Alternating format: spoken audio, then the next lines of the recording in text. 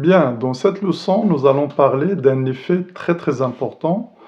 Il s'agit de l'effet Doppler. C'est un effet qui a de nombreuses applications scientifiques. On les verra dans les prochaines leçons. La leçon d'aujourd'hui va nous expliquer c'est quoi l'effet Doppler et comment démontrer bien sûr le décalage Doppler qui va nous donner la nouvelle fréquence. Donc, on va aller pas à pas. D'abord, on va définir ce que c'est que l'effet Doppler, et ensuite, nous allons démontrer la relation de l'effet Doppler, qui porte le nom, le décalage Doppler.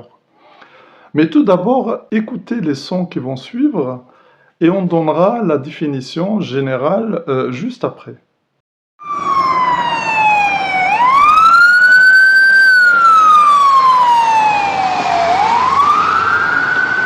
Bien, ça vous est déjà arrivé d'être immobile quelque part et qu'une voiture, soit de pompiers, soit une ambulance, arrive dans votre direction.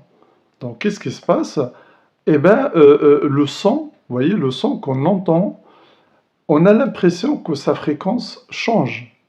Parce que lorsque le véhicule vient vers vous, avec une accélération bien sûr quelconque, eh bien, on entend quand même que le son devient de plus en plus aigu. Ça veut dire que sa fréquence change. Donc ça, c'est un effet qu'on appelle l'effet Doppler. Sachez que la personne qui est dans l'ambulance, ou bien le pompier qui conduit le camion de pompiers, lui entend toujours la même fréquence et donc le même son. Donc en fait, il faut que le récepteur du son, bien entendu, et l'émetteur sonore soient en mouvement l'un par rapport à l'autre. Sinon, il n'y a pas d'effet Doppler. Donc voilà ce que montraient les sons précédents. Voici la définition donc de l'effet Doppler. C'est la modification de la fréquence. Donc la notion de la fréquence est importante, bien sûr, dans ce chapitre. Donc c'est la modification de la fréquence d'une onde lorsque la source qui l'émet, c'est-à-dire l'émetteur, voilà, j'ai représenté ici une ambulance, hein, ça peut être une voiture de pompier, une moto, n'importe quelle source, bien sûr, sonore, hein, dans ce cas-là, parce qu'on parle de son. Donc sachez que l'effet Doppler aussi, on le verra plus tard, s'applique aussi aux ondes électromagnétiques. Bon, là, je parle des ondes sonores parce que on le voit très bien à travers ces ondes. Donc, c'est la modification de la fréquence d'une onde lorsque la source qui l'émet, c'est-à-dire l'émetteur, et la personne qui la reçoit, c'est-à-dire le récepteur, sont en mouvement l'une par rapport à l'autre.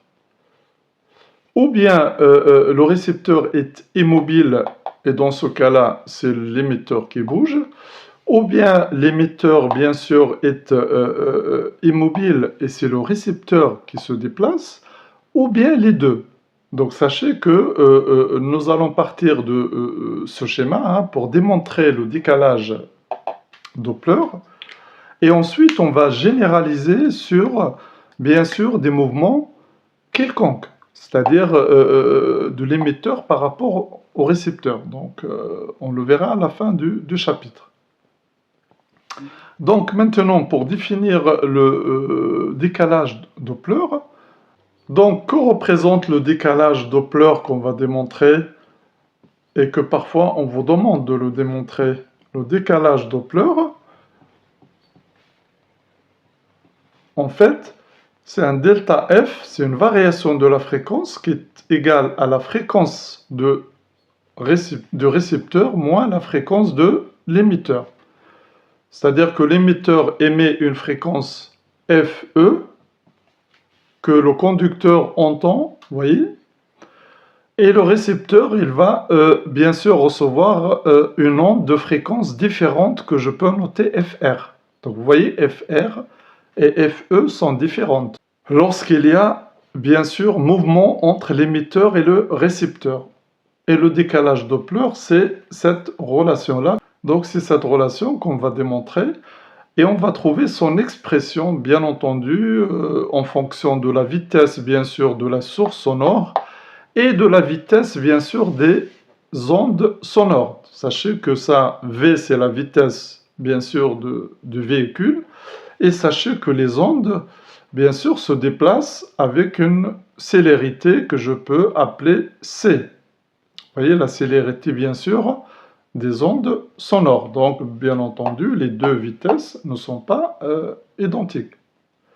Donc, voilà ce que l'on va faire. Donc, on va commencer par, tout d'abord, donner les définitions utiles et quelques rappels de mathématiques, parce que c'est important de rappeler quelques notions de mathématiques et quelques relations, bien sûr, de physique qui vont nous servir dans cette leçon. Bien, nous allons commencer d'abord par quelques définitions. Donc, sachez que l'émetteur qui est en mouvement, je vais marquer V, c'est-à-dire c'est sa vitesse. Je suppose que la vitesse est constante pour faire la démonstration. Et sachez que le résultat qu'on trouvera sera appliqué aussi à n'importe quel mouvement et donc à n'importe quelle vitesse instantanée. Pour l'instant, je suppose que la vitesse est constante. Le récepteur est immobile. Voilà, donc je vais noter ici immobile pour faire la démonstration. L'ambulance émet un son de fréquence d'abord de période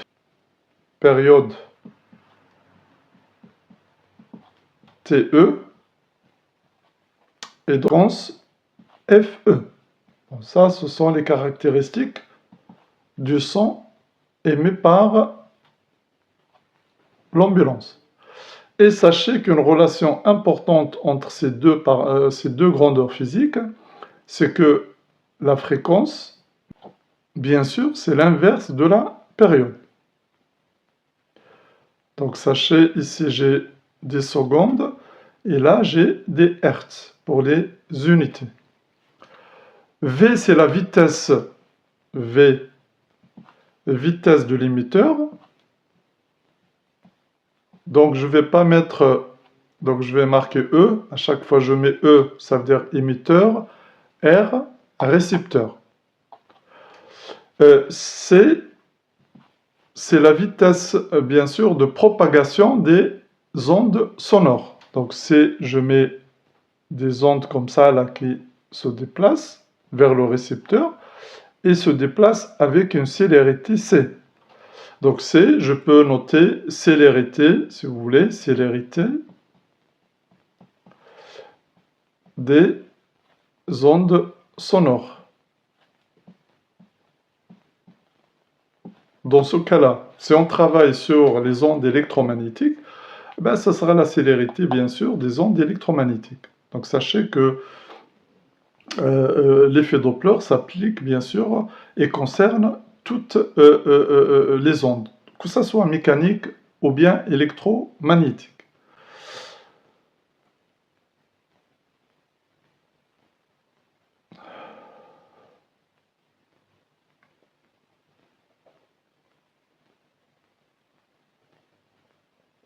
Donc ça, donc ici, ça concerne bien sûr l'émetteur. Maintenant, le récepteur, il va avoir une période TR, une fréquence que je peux appeler FR, et sachez que bien sûr, FR égale à 1 sur TR. Bon, ça, c'est la relation classique que vous connaissez déjà. Donc ça, c'est important. Sachez aussi une relation très très importante, c'est la relation entre une distance et une vitesse lorsqu'elle est constante. Donc on sait que D, c'est une vitesse fois le temps. Ça, c'est important à savoir parce que ça va nous servir, bien sûr, dans la démonstration. Donc je suppose que la vitesse est constante pour faire la démonstration, hein, comme je viens de le signaler avant. Et après, on peut généraliser à n'importe quelle vitesse. Seulement, bien sûr, les équations changent. Donc voilà, on vient de rappeler deux relations importantes qui vont nous servir dans la démonstration. C'est la relation entre la fréquence, bien sûr, et la période. La relation entre la vitesse et le temps. Maintenant, la convention de signe. Ça, c'est quelque chose de très très important. Je vais le noter en rouge. La convention de signe, ça veut dire quoi? Quand est-ce qu'on prend des vitesses positives et quand est-ce qu'on les prend négatives? Sachez que la convention de signe, le sens positif qu'on choisit, c'est toujours émetteur vers récepteur, toujours. Donc ça, c'est le sens positif, vous voyez? Dans ce cas-là, le sens positif va être le sens de l'axe ici, vous voyez? Ça, c'est positif là, vous voyez? Admettons que j'ai le récepteur ici et l'émetteur ici. Eh bien, le sens positif va être le sens qui est de droite vers la gauche. Là, le sens, bien sûr, elle est de gauche vers la droite. Donc, en fait, le sens positif, c'est le sens de propagation des ondes. C'est-à-dire le sens positif, c'est le sens de propagation des ondes vers le récepteur R. Ce que je viens de dire là, ce n'est rien d'autre que ce que je viens de noter ici. Pourquoi? C'est parce que ici, vous avez l'émetteur-récepteur. Donc, les ondes se déplacent comme ça. C'est toujours par rapport au récepteur, parce que l'émetteur, bien sûr, il voit des ondes un peu partout. Vous voyez? Un peu partout. Mais ce sont les ondes qui vont vers le récepteur qui m'intéressent. Donc, ils vont comme ça veut dire le plus est là. Ici, l'émetteur est là. Donc, les ondes, bien sûr, qui vont au récepteur, ce sont ces ondes-là. Donc, vous voyez que le sens positif, c'est plus. Donc, retenez pour ne pas, bien sûr, se tromper, c'est toujours de l'émetteur vers le récepteur. Et ça, c'est très, très important dans les calculs et dans tout ce qu'on vous demandera sur le décalage Doppler, qu'on va démontrer juste après. Donc, voilà quelques définitions, quelques rappels. Hein. Et pour les deux premières relations, normalement, vous les connaissez déjà. Mais par contre, la convention de signe ici, notez-la très très bien parce qu'il va être utile. Bon, nous passons maintenant à la démonstration du décalage Doppler, c'est-à-dire décalage Doppler, c'est-à-dire comment varie la fréquence. Vous voyez, la fréquence de l'émetteur, c'est FE. Le récepteur, il la reçoit FR. Donc, quelle est la relation entre ces deux fréquences? Pour pouvoir, d'une part, calculer FR, si je connais FE et la vitesse, et d'autre part, voir si la fréquence augmente ou diminue. Tout dépend, bien sûr, des cas. Mais sachez qu'on va voir le cas où l'émetteur se rapproche du récepteur. Voilà, c'est le cas classique.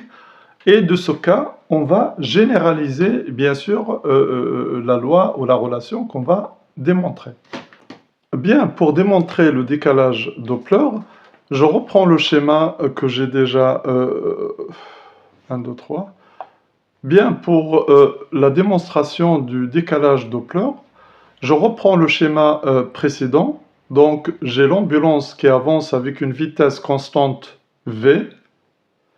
Et j'ai un récepteur qui est immobile. Donc, bien entendu, je vais noter ici R, ça veut dire récepteur. Et ici, E, ça veut dire émetteur. Donc ça, c'est important. À chaque fois, il faut repérer dans un schéma l'émetteur et le récepteur. Parce que c'est avec cela qu'on a défini la convention de signe dont on a parlé juste avant. Bien, je vais considérer bien sûr une onde sonore comme un bip. Vous voyez, c'est comme si vous aviez des bips, hein, qui sont émis à des intervalles de temps égaux. Donc, je suppose que T0 égale à 0, c'est le premier bip qui est émis. Premier bip. Supposez une bille par exemple. Vous voyez, si vous avez des billes dans votre main et vous avez un ami en face de vous qui lui n'a rien et qui est immobile. Donc qu'est-ce que vous faites? À t égale à 0, vous lui lancez une bille. Donc cette bille va avancer vers le récepteur. Donc il va mettre un certain temps pour arriver au récepteur. C'est normal. Donc ici, bien sûr, les bips, ils ont une célérité C. Hein, donc, les bips, voilà, je suppose comme ça. Donc, ils ont une célérité C avec laquelle ils se propagent. Donc, la bille dont j'ai parlé tout à l'heure, bien sûr, c'est la vitesse de la bille. Donc, quel est alors le temps que met la bille ou le bip pour arriver au récepteur? Donc, ça, je vais mettre T1 égale, je vous ai rappelé tout à l'heure la relation entre la vitesse, bien sûr, et la vitesse, la distance et le temps. Donc, est égal à D divisé par C. Faites attention, parce que là, je parle des ondes sonores. Donc, je ne parle pas de la vitesse, bien sûr, de l'émetteur. Ce sont les ondes qui se déplacent, et elles mettent un certain temps pour arriver au récepteur. Donc, le récepteur va entendre un bip. Vous voyez, le bip a mis du temps pour arriver au récepteur, qui lui, il est immobile. Attention à cela. Il est immobile ici. Je vais le rappeler quand même, parce que c'est important, immobile. Bien. Bien entendu, l'émetteur se déplace avec une vitesse v. Donc, à t égale à 0, c'est-à-dire à une position donnée de l'ambulance, quelle que soit sa position, on la prend comme étant t égale à 0. Voilà. Et j'ai la distance d qui peut valoir quelques centaines de mètres ou dizaines de mètres ou quelque chose comme ça. Maintenant, je vais refaire le même schéma en supposant que l'ambulance s'est déplacée d'une distance d qui correspond à une période. C'est-à-dire, là, il a émis un bip, donc il attend un certain temps pour émettre le deuxième bip. Et entre-temps, il s'est déplacé. Vous voyez? Il s'est déplacé. Donc, vous voyez, vous avez bip, bip, bip, bip, voilà, ainsi de suite. Donc, je vais faire ce schéma ici. Bien, voici le deuxième schéma. Donc, l'ambulance s'est déplacée d'une distance petit d, et cette distance petit d, c'est durant, bien sûr, la période TE. Donc, je rappelle que à t égale à 0, il a envoyé un bip, et donc, bien sûr que l'ambulance avance. Donc, il avance, et quand le deuxième bip est arrivé, il l'a envoyé à ce moment-là, vous voyez. Ensuite, il va avancer, et puis le troisième, ça va être là, après le quatrième là, etc., etc. Donc, sachez que la période entre la transmission des bips, c'est TE. C'est la période, bien sûr, de l'onde sonore, si vous voulez, dans le cas général. Là, je parle de bip parce que c'est facile à comprendre. Alors, on peut prendre des images très très différentes. On peut prendre des images de, par exemple, de colis sur un tapis roulant envoyés par une machine qui envoie des colis à des périodes, à intervalles de temps réguliers. Les colis vont arriver au récepteur avec la période, bien sûr, de la machine. Mais admettons que la machine avance aussi sur le tapis roulant, vous voyez, elle avance. bien entendu que le récepteur va recevoir des coulées avec un intervalle de temps inférieur à la période de transmission par la machine. Hein, ce sont des images qui peuvent un peu éclaircir un petit peu ce que je viens de faire ici. Bien, voici le deuxième schéma. Donc l'ambulance s'est déplacée d'une distance d pendant cet intervalle de temps hein, qui est de TE. Donc sachez que ici je peux marquer que la distance c'est V fois TE, d'après la relation que je vous ai montrée dans les rappels. Hein, je peux calculer cette distance connaissant la vitesse bien sûr de l'ambulance et connaissant la période d'émission des bips dont j'ai parlé tout à l'heure. Bien entendu, la distance d qui est là va être d moins petit d. Ça veut dire que la distance a baissé entre l'émetteur et le récepteur.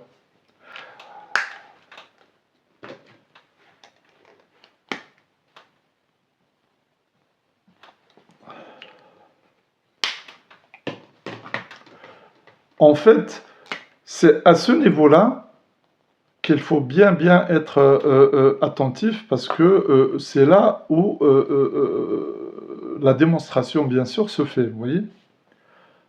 Donc, retenez qu'à t égale à 0, il y a un bip qui est parti. Donc, il va être entendu par le récepteur à t1, d sur c. Donc, il entend un bip. Ensuite, un deuxième bip est parti après une période TE, ce qui est normal. Je suppose que c'est cette position-là. Vous voyez? Donc, ce bip, il va mettre un certain temps pour arriver au récepteur. Et c'est toujours par rapport, bien sûr, à l'origine des temps, ici. Puisque le premier est parti là. Donc, après, le temps s'écoule. Hein, il y a un écoulement de temps qui est passé à TE et après à T égale à D moins petit d sur C. Donc, le récepteur va entendre le deuxième bip, bien sûr, après une durée qui est égale à d'abord TE ici, puisque de là à là, il s'est passé bien sûr une période TE, plus le temps de là à là pour arriver au récepteur. Donc ce temps, je peux le noter T3 par exemple, hein, vous pouvez le noter T', T, ce que vous voulez, c'est D moins petit d sur C. Et donc ça arrive au récepteur 4 égale à TE plus D moins petit d sur C. Donc ça, c'est le temps d'arrivée du deuxième bip. Bon, deuxième bip, il arrive à cette durée-là. Ici, c'est l'arrivée du premier bip. Ça, c'est le premier bip.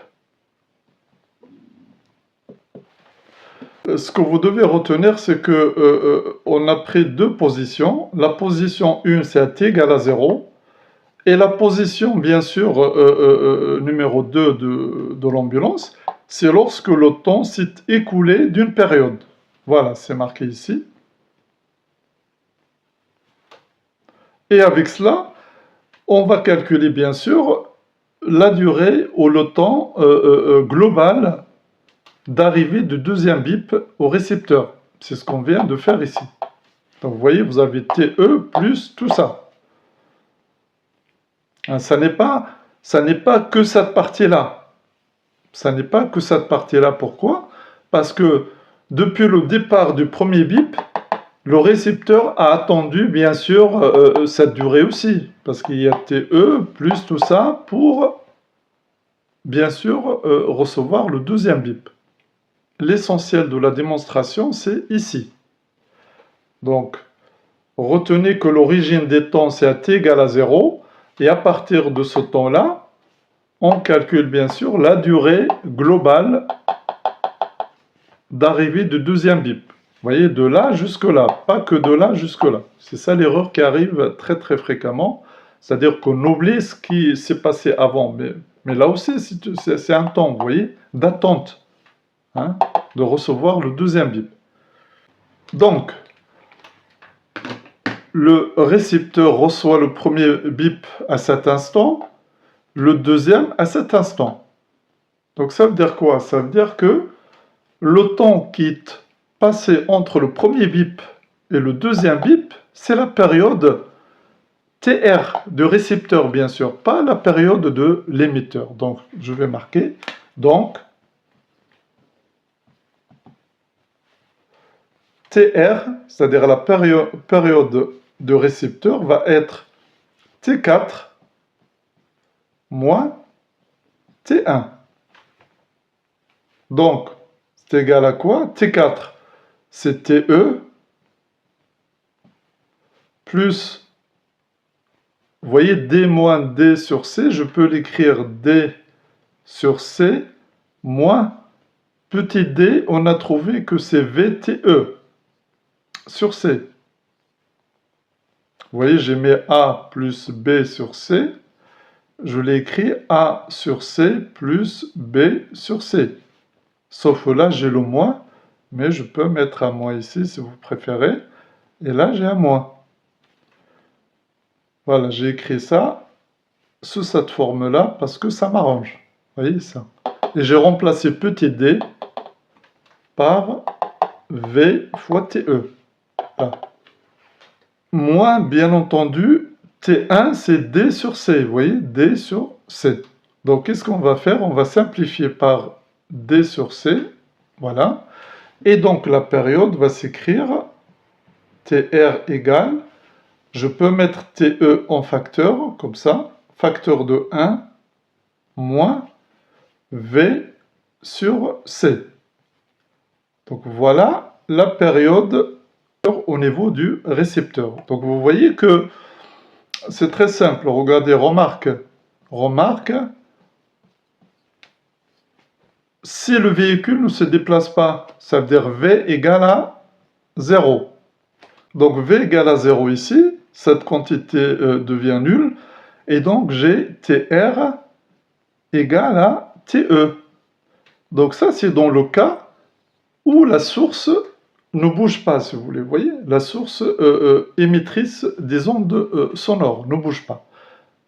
C'est normal, si elle ne bouge pas, eh bien, le récepteur il va entendre bien sûr des bips avec des intervalles de temps réguliers, mais égales à la période de l'émetteur, ce qui est normal, parce que, vous voyez, regardez, je prends ce cas-là, à T0, il émet un bip. Ok, il va être reçu ici à T1 égale à D sur C. À TE, il va recevoir un deuxième bip. Donc ça va être TE plus D sur C. Parce que D sur C n'a pas bougé. Et quand vous faites la soustraction, vous trouvez bien sûr que TR égale à TE. Ça, c'est normal. Ça, c'est hors d'effet Doppler. Ça, c'est pas l'effet Doppler. Donc, l'effet Doppler, c'est quand il y a une vitesse. Et vous voyez que la période ici, hein, est là, est-ce qu'elle a baissé ou augmenté? Donc, on va le voir. Donc, sachez qu'on va partir de cette relation-là pour finir la démonstration. Donc cette relation, vous la trouvez aussi écrite sous cette forme-là, TR égale à TE, C moins V sur C. Donc sachez que C moins V est inférieur à C, donc ce rapport-là, il est inférieur à 1. Vous voyez, ce rapport-là est inférieur à 1. Ce qui donne, bien sûr, une période TR inférieure à TE.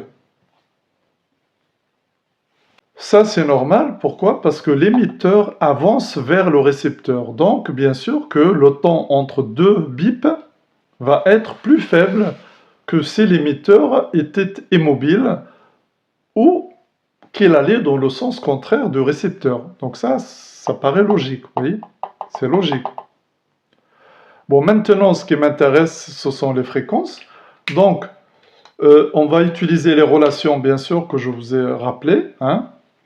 Donc, sachez que TR, c'est 1 sur FR, et TE, c'est 1 sur FE.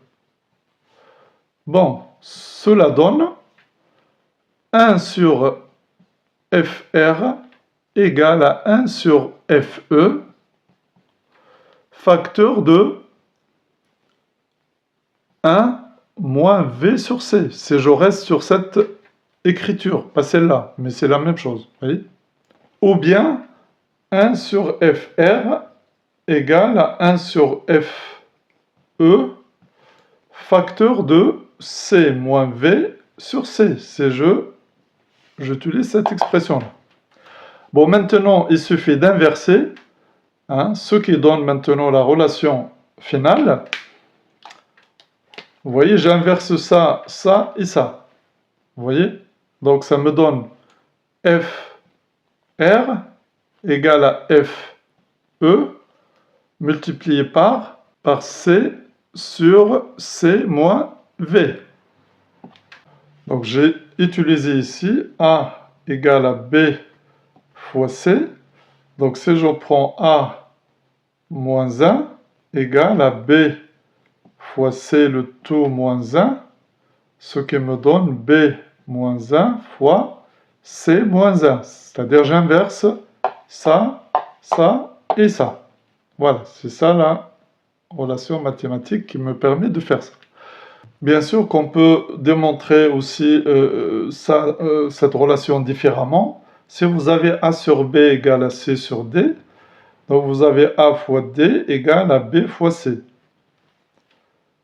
Donc voilà, le produit des termes extrêmes égale au produit des termes moyens. Donc ici, 1 fois FE, donc je marque FE, égale FR fois C moins V sur C. Vous voyez? Moi, ce que je cherche, c'est FR, qui est égal à FE, le tout divisé par C moins V sur C. Et donc, cette fraction donne FE multiplié par l'inverse de ce qui est au dénominateur, C moins V. Donc voilà, on trouve la même chose. Donc voilà. Donc parce que ici, les mathématiques, bien sûr, sont importantes, bien sûr, dans ce chapitre, hein. C'est pour cela que je vous montre un petit peu, hein, quelques règles. Donc voilà, je trouve cette relation-là. Donc, qu'est-ce qu'on peut dire de cette relation alors? Parce qu'on a trouvé que TR est inférieur à TE. Normalement, si on écrit TR inférieur à TE, obligatoirement FR est supérieur à FE. Vous voyez? Donc, ici, est-ce qu'on a cette confirmation? Oui, parce que C sur C moins V est supérieur à 1. Pourquoi? Parce que le dénominateur, c'est inférieur à C. Et donc, si on divise C par C moins V, on va trouver un nombre supérieur à 1. Et un nombre supérieur à 1 fois FE, on doit trouver FR supérieur à FE.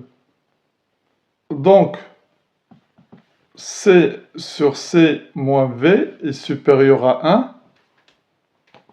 Donc, FR est supérieur à FE. Donc, vous voyez que c'est logique par rapport à la période. Pourquoi? Parce que la fréquence, c'est l'inverse de la période. Vous voyez? On inverse la période. Donc, plus la période est faible, hein, plus la fraction donne un nombre assez grand. Donc, on obtient un son aigu. Donc, on obtient un son aigu. Ça veut dire que lorsque l'émetteur se rapproche du récepteur, eh bien, la fréquence augmente. Donc, émetteur se rapproche du récepteur, eh bien, la fréquence augmente. Donc ça, c'est une question qu'on vous pose très très souvent dans les exercices. Et lorsque, bien sûr, l'émetteur et le récepteur, l'émetteur s'éloigne du récepteur, vous voyez, eh bien, la fréquence diminue. Quand je parle de la fréquence, c'est la fréquence des ondes émises par l'émetteur, bien entendu. Donc, on obtient un son grave, plus grave en tout cas que le son qui est émis par l'émetteur.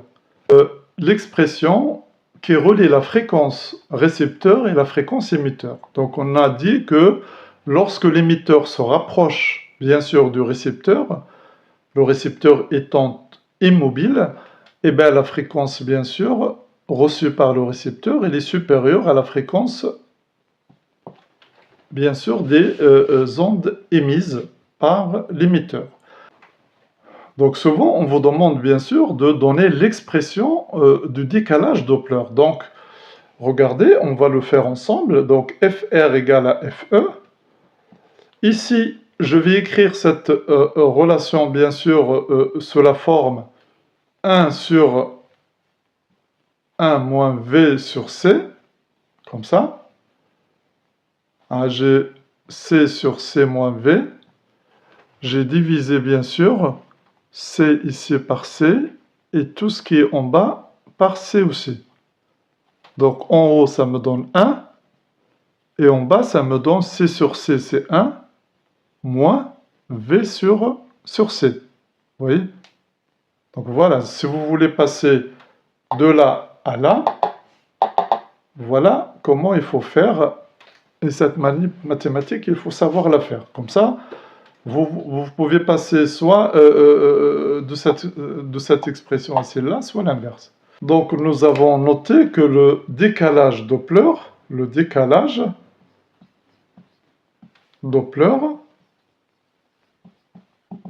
c'est delta F égale à F récepteur moins F émetteur. Voilà delta F. Donc, il y a une relation mathématique très très importante que je vais noter ici.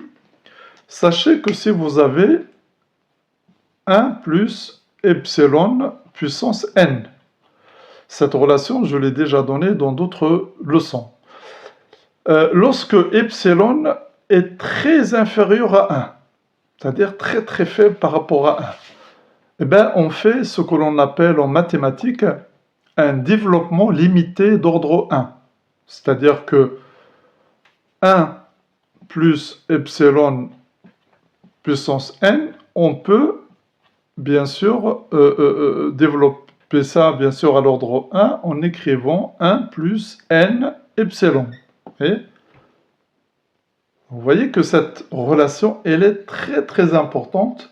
Notez-la parce que parfois, on vous demande de démontrer bien sûr le décalage Doppler et on se base sur cette relation mathématique qui nous montre le développement limité d'ordre 1, parce qu'on peut aller au-delà de 1, puissance 1. Vous voyez ici, d'ordre 1, ça veut dire puissance 1. Et par conséquent, vous devez savoir ça absolument, sinon vous n'allez pas comprendre l'expression du décalage Doppler.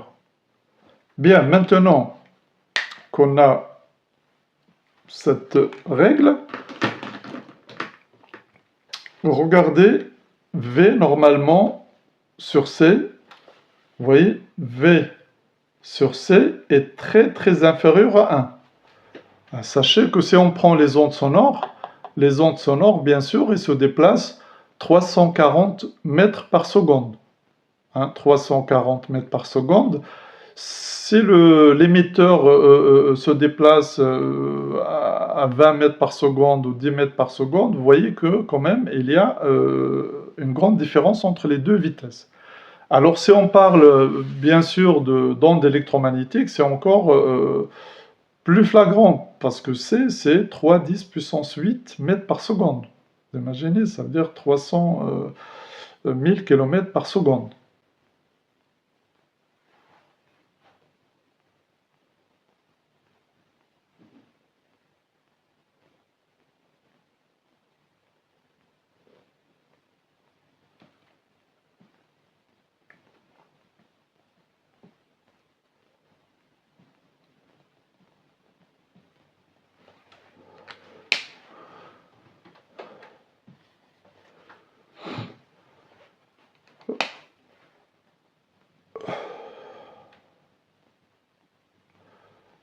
Donc, qu'est-ce qu'on peut écrire? On peut écrire que F R égale à FE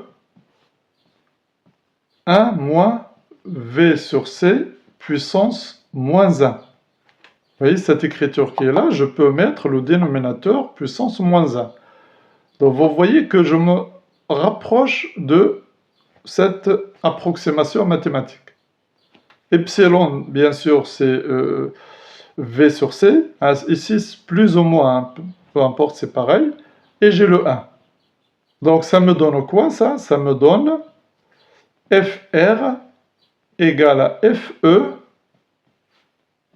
1 plus V sur C. Pourquoi plus? Parce que le moins par le moins donne plus. Vous voyez, regardez là, le N, il est négatif ici. Et j'ai le moins ici, donc ça me donne plus. Ceci va me donner donc, c'est FE, ça fois ça, plus FE fois V sur C. Donc vous voyez qu'on arrive à cette expression qui est très très importante et qui me donne le décalage Doppler que je vais noter en rouge. Donc le décalage Doppler c'est quoi? C'est FR moins FE. Vous voyez le FE, je le mets à gauche. Donc ça me donne delta F égale FE fois V sur C. Voilà le décalage Doppler écrit de façon simplifiée, vous voyez? Après l'approximation mathématique qu'on a utilisée, bien entendu. Donc sachez que cette expression, on vous la donne très très souvent, bien entendu, dans un examen ou dans un concours, par exemple. Et sachez que là, vous voyez, j'ai trouvé plus FE fois V sur C. Mais dans le cas général, on peut la noter comme ça. Vous voyez, regardez, je vais le mettre en vert, comme ça. Parfois, on vous la donne comme ça aussi. Delta F égale plus ou moins FE fois V sur C. Pourquoi cette écriture-là? Plus, c'est lorsque l'émetteur se rapproche de récepteur, et le moins, c'est le contraire, avec récepteur immobile. Et ça, on va le voir juste après, quand on va parler de la généralisation. Là, je vous la donne entre parenthèses. Sachez que nous, ça c'est plus ici, vous voyez, on ne le met pas, mais c'est plus, mais parce que l'émetteur se rapproche du récepteur, vous voyez. Dans le cas où l'émetteur se rapproche du récepteur, c'est toujours plus, c'est ce que je viens de trouver ici. Bon, maintenant, on va généraliser, bien sûr, la fréquence reçue par le récepteur dans différents cas, parce que le récepteur aussi peut se déplacer, l'émetteur peut se déplacer, et alors si les deux se déplacent en même temps, qu'est-ce qui se passe alors? Quelle est l'expression de la fréquence reçue par le récepteur dans ce cas-là? Donc c'est ce que je vais vous donner, et vous allez voir que c'est très très simple. Bien sûr qu'on ne va pas démontrer la formule, mais je vais vous la donner et vous donner bien sûr des conventions de signes pour pouvoir l'utiliser et pour pouvoir faire des calculs avec.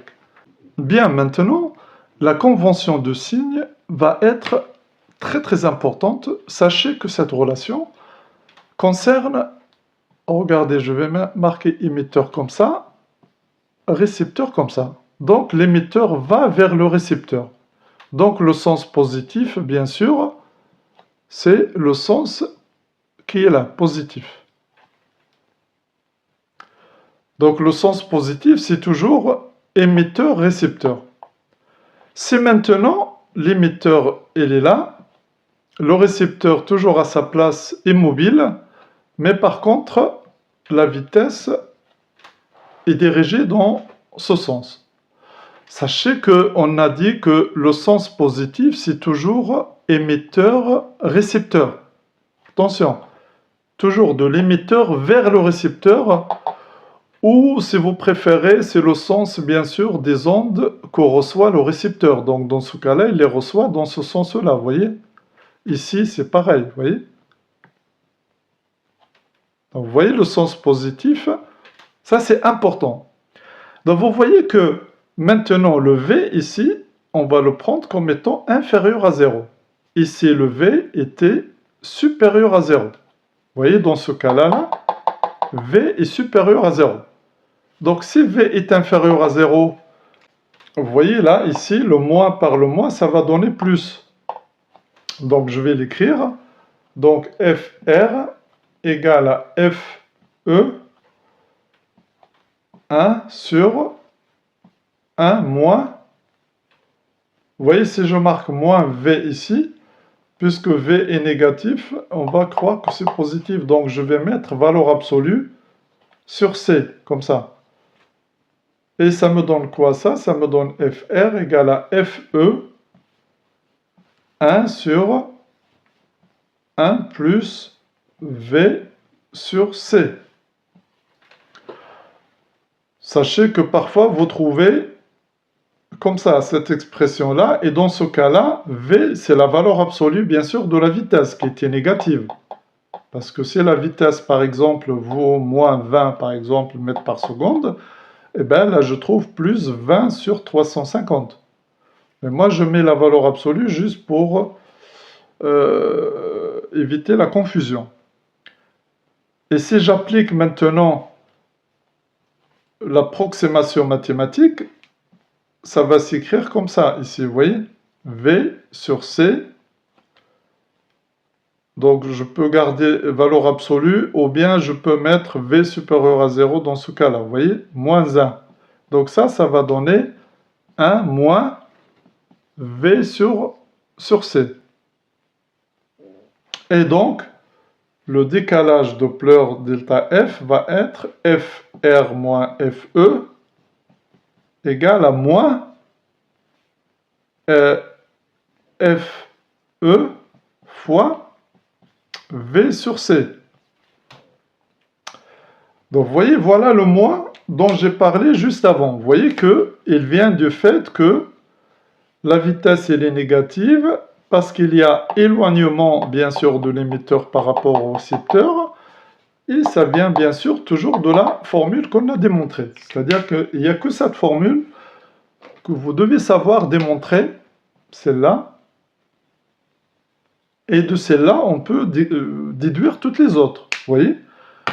Il faut connaître bien sûr cette convention de Sin, ça c'est obligatoire ça, vous voyez? Hein, c'est obligatoire à connaître, et après avec ça et cette formule, on peut trouver toutes les généralisations. Vous allez voir, déjà ça c'est la première, et c'est pour cela tout à l'heure j'ai marqué que delta F égale plus ou moins FE, V sur C. Hein, parfois on peut marquer V en valeur absolue, puisque V ici il est toujours positif, hein, dans ce cas-là, hein, d'accord? Et donc, vous voyez cette relation, donc plus émetteur se rapproche de R, donc FR est supérieur à FE, et si vous avez le moins, émetteur E s'éloigne de R, et donc FR est inférieur à FE. Donc, dans le premier cas, on dit que le son, bien sûr, va être aigu par rapport au son normal de l'émetteur. Et là, il va être plus grave. Voilà les relations concernant un émetteur qui se déplace, bien sûr, sur l'axe le reliant au récepteur, et un récepteur immobile.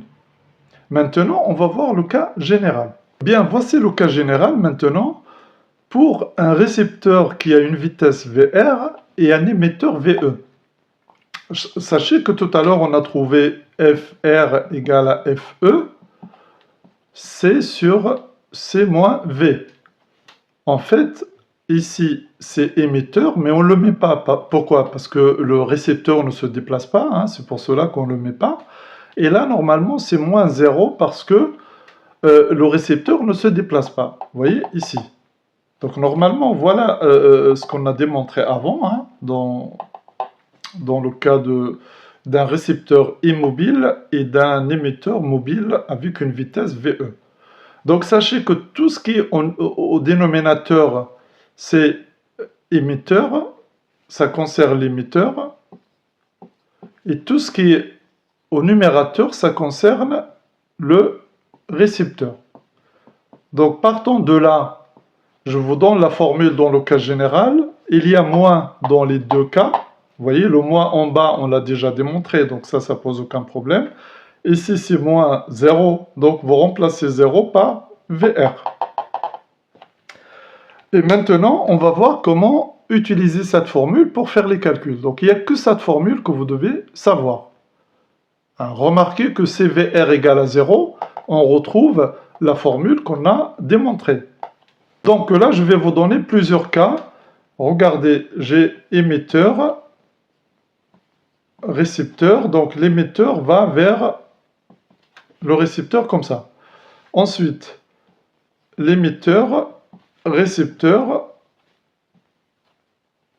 Et puis le récepteur va aussi, ça c'est émetteur, ça c'est vers récepteur si vous voulez. Bon, je vais prendre les deux. Maintenant, on a V émetteur comme ça, et je garde toujours ce sens-là. Vous voyez? Bon, maintenant, je peux prendre ici récepteur, là, émetteur. L'émetteur va aller dans ce sens-là. Hein, je mets toujours E et R pour bien faire la différence des vitesses.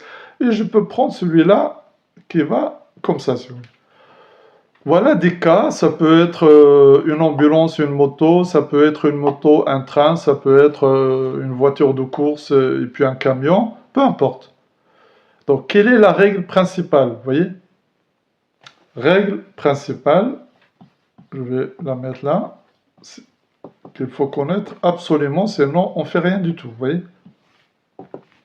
Sens positif, émetteur vers récepteur. Toujours. Ça, c'est le sens positif. Et par conséquent, on va utiliser les valeurs absolues pour les vitesses, comme ça, on évite la confusion du signe de la vitesse. Donc ça, c'est important à savoir. Je vous ai aussi parlé des ondes, parce que c'est toujours... qu'est-ce qui nous intéresse dans cette leçon? C'est toujours les ondes que reçoit le récepteur, vous voyez? Donc, si on a ce schéma-là, les ondes, le récepteur, il est là. Donc, c'est que les ondes, elles vont aller dans ce sens, vous voyez? Comme ça, vers le récepteur. Si j'ai un émetteur ici, pardon, et un récepteur ici, là, comme ça, eh bien, le sens positif, bien sûr, c'est ici. Pourquoi? Parce que les ondes vont venir dans ce sens-là, vous voyez? Le sens des ondes. Ou bien, de façon simple, émetteur-récepteur. Voilà, comme ça, il n'y a aucune difficulté à comprendre le sens. Ou bien, émetteur-récepteur, comme ça, il n'y a aucune confusion dans la convention du signe. Bien, on va appliquer bien sûr cette règle aux trois cas que j'ai pris au hasard ici. Donc, je vais prendre cas numéro 1, cas numéro 2 et cas numéro 3. Vous voyez? Donc, je vais étudier le cas numéro 1.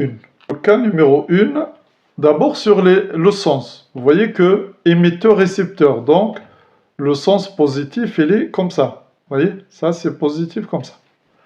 Donc, VE est supérieur à 0 dans ce cas-là, VR est supérieur à 0. Quand c'est supérieur à 0, ce n'est pas la peine que je mette les valeurs absolues. Donc, pour calculer FR dans ce cas-là, on calcule tout bêtement fois C moins VR sur C moins VE. Voilà.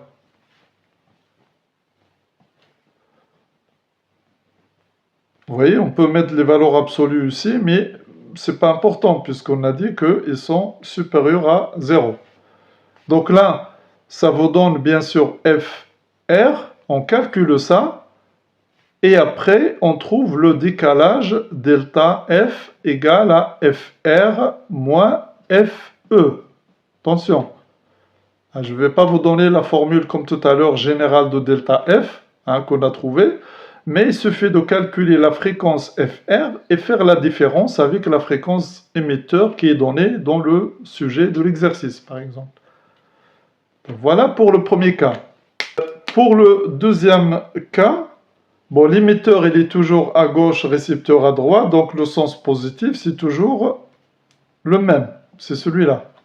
Seulement la vitesse de l'émetteur bien sûr va à gauche, donc VE dans ce cas-là, il faut le prendre négativement, vous voyez, et VR elle est supérieure à 0.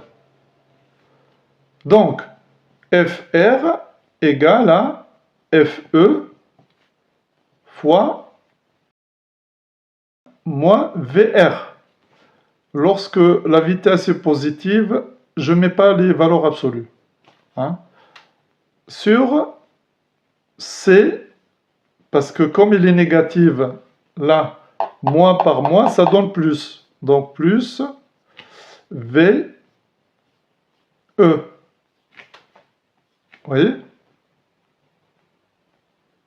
Et d'ailleurs, ça se comprend. Pourquoi? Parce que on a dit que lorsque l'émetteur s'éloigne, la fréquence baisse. Or, ici, le dénominateur commence à devenir un peu plus grand que si c'était C-V, par exemple. Vous voyez? Donc, delta F, ici, égale à FR moins FE. Bien, pour le troisième cas, maintenant, troisième cas, vous voyez, l'émetteur, il est là, donc le sens positif, maintenant, dirigé vers la gauche. Voilà, tout simplement. Donc, le VE est inférieur à 0, le VR est inférieur à 0, donc F de R égale FE multiplié par C plus VR, vous voyez, je mets et C plus VE. Donc, vous voyez pourquoi? Parce que ici, moins par moins, ça donne plus, moins par moins, ça donne plus. En fait, si vous avez par exemple là, moins 20 mètres par seconde, là vous avez moins 10 mètres par seconde, et bien moins 20, ici ça sera C plus 20. Et là, ça sera C plus 10. C'est pour cela que je mets les valeurs absolues pour prendre que la partie positive de la vitesse. Et calculer bien sûr delta F et après déduire sur la qualité du son. Est-ce qu'elle est aiguë ou bien grave? Alors, ici, vous voyez que si je regarde cette fraction par rapport à l'exemple que je viens de donner, vous voyez, vous avez FR égale à FE fois C plus 10 sur C plus 20. Donc vous voyez que ça, c'est un nombre inférieur à 1. Et par conséquent, là aussi, on va trouver que FR est inférieur à FE. Vous voyez, dans ce cas-là, vous voyez qu'avec les valeurs, on voit très bien la qualité du son reçu par le récepteur. Donc voilà pour la généralisation. On va faire une petite application numérique pour finir. Voici l'application numérique. Il s'agit d'un train qui représente l'émetteur et qui quitte la gare avec une vitesse VE égale à 30 mètres par seconde. Et vous avez un motard qui roule bien sûr dans la direction de la gare avec une vitesse VR égale à 20 mètres par seconde. Faites attention aux unités, donc attention aux unités bien sûr. Si les vitesses sont données en kilomètres par heure, il faut les convertir en mètres par seconde pour appliquer bien sûr la relation donnant la fréquence du récepteur. Donc faites attention à ça. Le sifflet du train le sifflet du train a une fréquence que je vais appeler F émetteur égale à 600 Hz. Donc voilà les données du problème avec la célérité bien sûr des ondes sonores dans l'air est égale à 340 mètres par seconde. Donc sachez que la célérité dans l'air dépend de la température et ça c'est à 20 degrés Celsius, on trouve 340 mètres par seconde. Voilà les données de l'application. D'abord, une première question, on vous demande dans cette situation, que fait la fréquence? Est-ce qu'elle va augmenter ou est-ce qu'elle va baisser? D'après, bien sûr, le cours qu'on a déjà fait. Eh bien, la première question, la fréquence, bien sûr, du récepteur va être supérieure à la fréquence de l'émetteur dans ce cas-là. Pourquoi? Parce que les deux se rapprochent l'un de l'autre. La question qu'on peut poser, c'est calculer la fréquence, calculer FR. Et bien sûr, avec FR, on peut après calculer le décalage Doppler. Alors, comment on va procéder? Eh bien, on va utiliser la formule dans le cas général. Donc, FR est donné par la relation suivante que je vais rappeler. FR égale FE multiplié par C moins VR sur C moins V émetteur. Donc ça, c'est la relation générale. Et en l'écrivant, après, on regarde les vitesses. Est-ce que les vitesses sont nulles? Est-ce qu'elles ne sont pas nulles? Est-ce qu'elles sont négatives? Pas négatives? Bon, ça, c'est la relation générale que vous devez absolument connaître. Et puis, pour calculer, bien entendu, on va définir un sens. Donc, sens positif du train vers la moto, vous voyez? Donc, le problème est simple, le sens positif, ça va être le sens que je vais indiquer ici. Bon, une fois qu'on donne le sens, eh bien, le VE, c'est-à-dire la vitesse du train, va être supérieur à 0 dans ce cas-là. V motard va être inférieur à 0. Donc ici, VE par conséquent va être égal à 30 mètres par seconde, puisqu'elle est positive. Par contre, V de R va être égal à moins 20 mètres par seconde. Donc, application maintenant, application numérique maintenant, FR égale à FE, FE 600 Hz. Attention aux unités, quand j'ai donné cette relation, je n'ai pas parlé d'unités. Donc sachez que c'est les unités du système international, hein, je vais l'écrire ici, Hertz ici, et ici, bien entendu, il n'y a pas d'unité puisque c'est mètres par seconde divisé par mètre par seconde. Donc sachant que ici c'est mètres par seconde, là aussi c'est mètres par seconde pour chaque vitesse. Mètre par seconde, mètre par seconde. Donc, je peux le mettre là aussi. Je ne l'ai pas noté avant, mais il me paraît évident de travailler dans le système international. Donc, multiplié par C, c'est 340, moins 20. Vous voyez que maintenant, c'est une valeur négative, hein, divisé par 340, moins 30, puisque la vitesse de l'émetteur est positive. Donc, vous voyez, moins par moins, ça donne plus. Vous voyez, tout à l'heure, la valeur absolue, c'était 20 qui est en valeur absolue. Mais là, je n'ai pas besoin de la valeur absolue. Donc, ça me donne 600 fois 340 plus 20 divisé par 340 moins 30. Donc vous voyez que le numérateur augmente, le dénominateur diminue, donc on va trouver une fréquence FR supérieure à FE. Ça c'est, vous voyez, visuellement parlant, on peut l'écrire. Mais même en regardant le schéma, les deux systèmes se rapprochent. Donc s'ils se rapprochent, c'est que la fréquence va augmenter et le son va devenir de plus en plus aigu. Donc tout calcul fait, on trouve FR à peu près 697 Hz. Et donc, vous voyez qu'il est supérieur à 600 déjà. Et donc le décalage delta F, c'est égal à FR moins FE.